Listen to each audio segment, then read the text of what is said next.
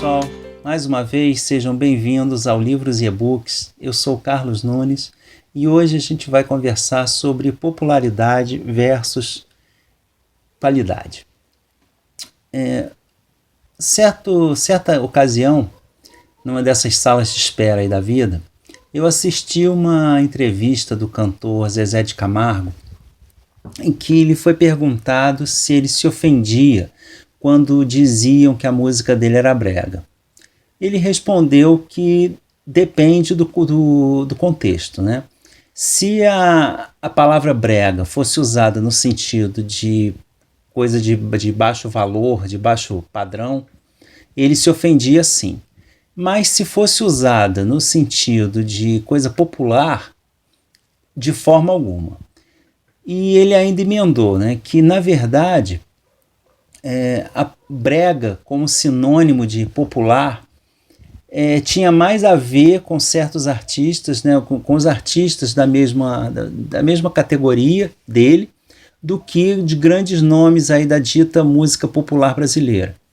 E ele ainda frisou, né, que o que popular vem do povo, o que é do povo, o que o povo gosta. E ele disse então que os grandes nomes, né, da MPB fazem uma música maravilhosa de alta qualidade, porém não podem ser considerados populares. Eles são mais conhecidos, né, os artistas são mais conhecidos em si do que seu trabalho. Todos sabem quem é Chico Buarque, Milton Nascimento, Caetano Veloso, mas conhecem uma, no máximo duas músicas de cada um desses artistas. Enquanto que os artistas ditos mais populares, né, como o Zezé de Camargo, o Chitãozinho Chororó, Roberto Carlos, Fábio Júnior, o Vando, que ainda estava vivo na época, e outros tantos aí, qualquer empregada doméstica conhece pelo menos 10 músicas deles. E isso já tem há algum tempo. Você vê aí pelos artistas que foram citados. E eu concordo com ele, que na verdade há uma grande confusão entre popular e qualidade. Há um conflito, a gente vê aí um conflito que o que vende, o que o povo gosta, o que dá ibope, o que dá renda, não tem qualidade. Enquanto que tudo que é mais difícil, mais denso, que tem uma profundidade maior, que denota uma qualidade, não é popular, não é aceito pelo grande público. Em parte, isso até acontece, mas porque o grande público não tem condições, às vezes até culturais ou sociais, de ter acesso a certas obras artísticas, né? Certas exposições de arte e certos livros mais difíceis. Uma pessoa com menos escolaridade, por exemplo, fica complicado de ler certos livros. Não que seja um empecilho, nós vemos aí inúmeros casos de pessoas, até moradores de rua, lixeiros, pessoas que não tiveram a menor condição de estudo, mas se esforçam e até com material achado na rua, no lixo, eles conseguem completar aí uma bagagem cultural bem interessante. Vide aí a Carolina Maria de Jesus, né, autora aí do Quarto de Despejo, que era uma favelada e escreveu um best-seller. E, por outro lado, o que dá renda, o que é vendido para as grandes massas, normalmente as elites torcem o nariz, às vezes até como um sentimento de superioridade, de querer passar uma posição social ou cultural maior do que os outros. E também não acho que isso seja verdade. Em se tratando de literatura, que é o nosso foco principal aqui, eu também vejo isso. Muitas obras de grandes autores que vendem horrores, né, vendem muito, são consideradas pela crítica e por muitos leitores mesmo, que já são leitores mais experientes, como obras de má qualidade. Sem questionar a qualidade, sem questionar a qualidade exatamente da obra, nós não podemos confundir com... Mas muitas vezes nós confundimos essa qualidade com gosto. O gosto pessoal normalmente ele tem que ser levado em conta e normalmente não é. Por exemplo, você pode apreciar uma obra sem gostar do conteúdo dela, mas mesmo assim perceber a qualidade literária ou em outras artes também daquela obra. Eu, por exemplo, recentemente eu abandonei As Meninas, da Lígia Fagundes Telles. Por quê? Porque eu não estava gostando da leitura. Eu não estava entendendo, eu não estava tendo prazer na leitura. Eu terminava a leitura de um dia e no dia seguinte, quando pensava, vou ler um pouco, vou pegar aquele livro de novo, entendeu? Então chegou um ponto que eu falei, não está dando, não está me trazendo nada, então eu vou deixar para outra ocasião. Isso quer dizer que o livro é ruim? De forma alguma. Lígia é fantástica e eu percebi isso na escrita dela, tanto que eu achei a escrita difícil, mas não por ser difícil, é uma escrita bela e bastante poética e na forma mesmo uma coisa muito bonita, mas a história em si não estava me prendendo, eu não estava conseguindo prestar atenção ali, me dedicar àquele fluxo de consciência. Então eu acabei desistindo. Então isso daí tem que ser muito levado em conta, principalmente em se tratando de leitores iniciantes. Hoje em dia muita gente torce o nariz aí para certas obras mais populares, mas se esquecem de que começaram lendo aí um YA, lendo adaptações de clássicos, lendo quadrinhos, lendo mangás, e depois começam a virar o nariz, né, para esses leitores, para quem lê aí 50 Tons de Cinza. Ora, eu não vou ler 50 Tons de Cinza, mas não porque seja um livro ruim, eu não tenho condição de avaliar se o livro é ruim ou não sem lê-lo. Mas o assunto não me interessa e por isso é que eu não vou ler. Mas eu vi muita gente que nunca tinha pegado em um livro lendo 50 Tons de Cinza. E isso é muito bom, a meu ver, porque amanhã essa pessoa pode, até mesmo atrás desse estímulo erótico, pode ter contato com outras obras bem mais interessantes, né? Por exemplo, com Um Amante de Lady Chatterley, que é um clássico.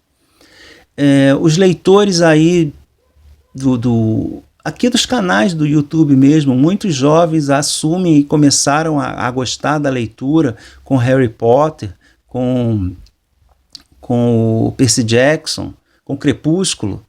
Muita gente aí pulou de Crepúsculo para o Morro dos Ventos Uivantes, e a partir daí, sei lá, parte para a literatura vitoriana, para as Irmãs Brontë, ou para Orgulho e Preconceito, e daí segue adiante. E assim com todos os outros gêneros. Tem grandes clássicos também que eu não tenho pretensão de ler. Por quê?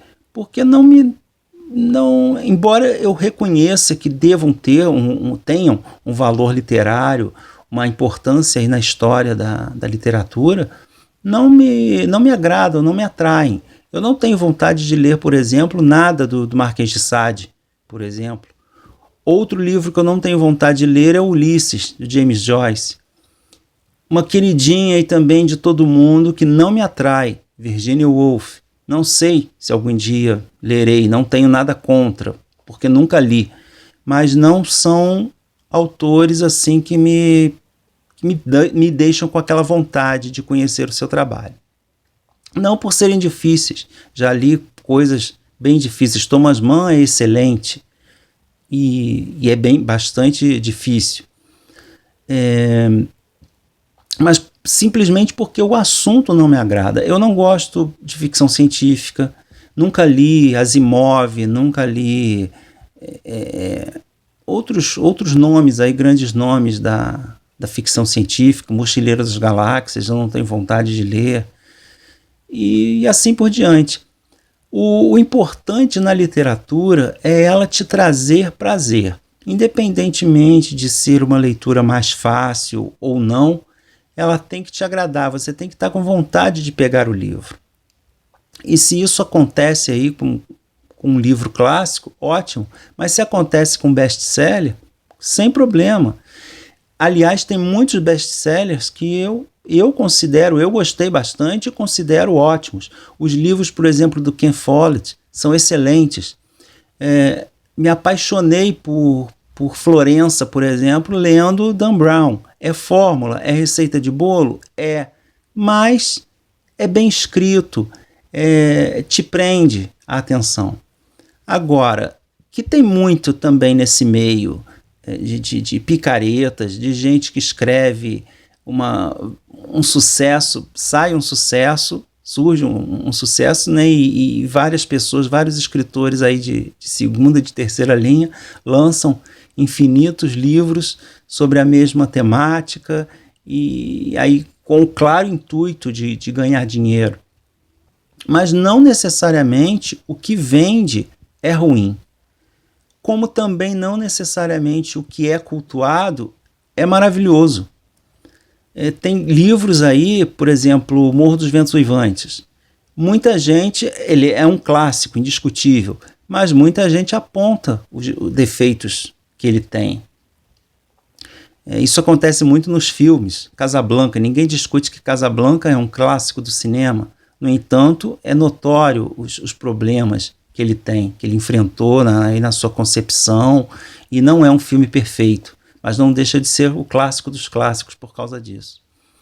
Então, quem garante que amanhã muitas dessas obras, vão aí ultrapassar esse teste do tempo e vão virar grandes clássicos? Até porque muitos dos grandes escritores clássicos, na sua época, já foram best-sellers. Por exemplo, o Victor Hugo, o Charles Dickens, eram atores que vendiam bastante. Mark Twain e vários outros que tinham essa possibilidade de viver da leitura, da escrita. E em uma época que pouca gente lia, que leitura era muito mais elitizado do que é hoje em dia. Então, de certa forma, eu não concordo muito com essa situação de que o brasileiro esteja lendo menos. Eu acho que está lendo sim. Agora discute-se mais o que o brasileiro está lendo, né? Lendo aí o YA, lendo romance de banca, lendo chiclete, não interessa. Muitas pessoas que começam com uma leitura mais fácil, com certeza evoluirão para os clássicos. O importante é que muita gente que nunca pegou livro, seja jovem ou não, estão se dedicando mais à leitura, estão entrando aí para esse mundo maravilhoso dos livros. E o importante, eu acho que mais do que questionar a qualidade ou não de um trabalho, é se ele lhe é agradável, se ele te dá prazer ou algum tipo de conhecimento, mas que você tenha vontade de pegar o livro e continuar até terminá-lo, ou às vezes até além, e que ele te dá motivos para pensar, para pesquisar além do que você está lendo ali, e discutir com os outros, te dá assunto para reflexão, para conversas, ou simplesmente te faz passar momentos agradáveis, torcendo, rindo ou chorando por algum personagem. E, enfim, eu acho que esse é o grande propósito e a grande magia da leitura. Então, o importante é ler muito e, logicamente, cada um com o seu tempo, com a sua né, bagagem cultural, mas vai encontrando aí o seu caminho, o seu nicho, lendo no seu ritmo, na quantidade que lhe faz bem, que lhe é agradável, e o importante é dar continuidade e não desistir jamais. Então é isso, esse vídeo foi mais a título de um desabafo, e espero que eu não tenha ficado confuso. E se você gostou, né, dá uma curtida e assine o canal e voltem sempre para ver outros vídeos, tá bom? Tchau, tchau!